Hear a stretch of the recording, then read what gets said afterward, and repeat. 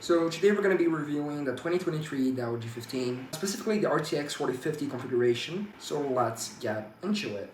Now if you're getting a gaming laptop, you probably are doing it for one main reason, and that is pure performance. So let's get into the benchmarks. So running 3D Mark Steel Nomad under DirectX 12, and that's 1782 points, which is pretty solid. My 71255U scores far less than that. As for disk speed, it's blazing fast, going at nearly 5 gigabytes a second read and 4 gigabytes a second write. And for 3D Mark 2003, yep, you heard that right, 2003, we got 220,000 points.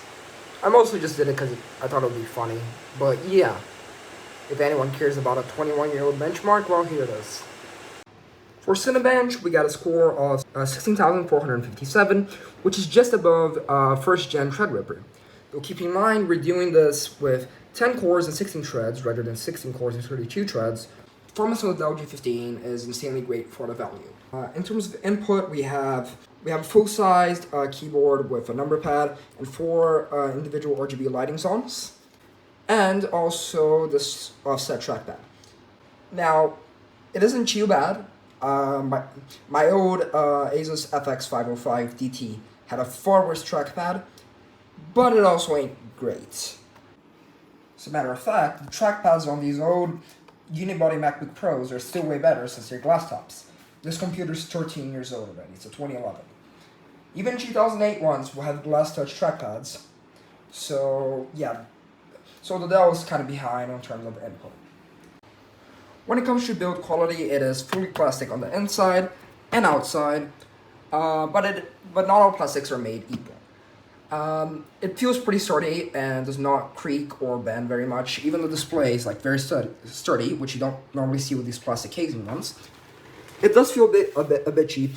It does feel a bit cheap on the outside, but within the interior, it feels quite smooth and high quality. As for the charger, how big do you think it is? Maybe it's this big? This big. Size of my hand. It's this big. Can't see how big it is yet? Oh, these are some 2nd gen AirPods Pro for scale. In terms of I/O, it's pretty solid. On the left, we have two USB 3.2 Gen 2 USB ports. On the back, yep, we have I/O on the back, which is actually really nice. We have the power jack. You have a USB port, also 3.2 Gen 2. Currently, I'm just using it for my mouse's dongle. A USB-C port, which can be used for DisplayPort as well. Unfortunately, it's not Thunderbolt though. And good old HDMI. From the right, you will just see a combo headphone jack and Ethernet jack. Pretty useful. It's got amazing performance, and that's about all everyone really cares in a laptop. So as long as it's fast, well, that's good enough. Overall, the Dell G15 presents pretty good value, at least here in Brazil, and also if you can find it for good pricing in most other places in the world. So that said, I guess this is the end of the video, and so like, share, subscribe, and all. Like, share, subscribe, do all that shit, whatever you want to do. Pedro out.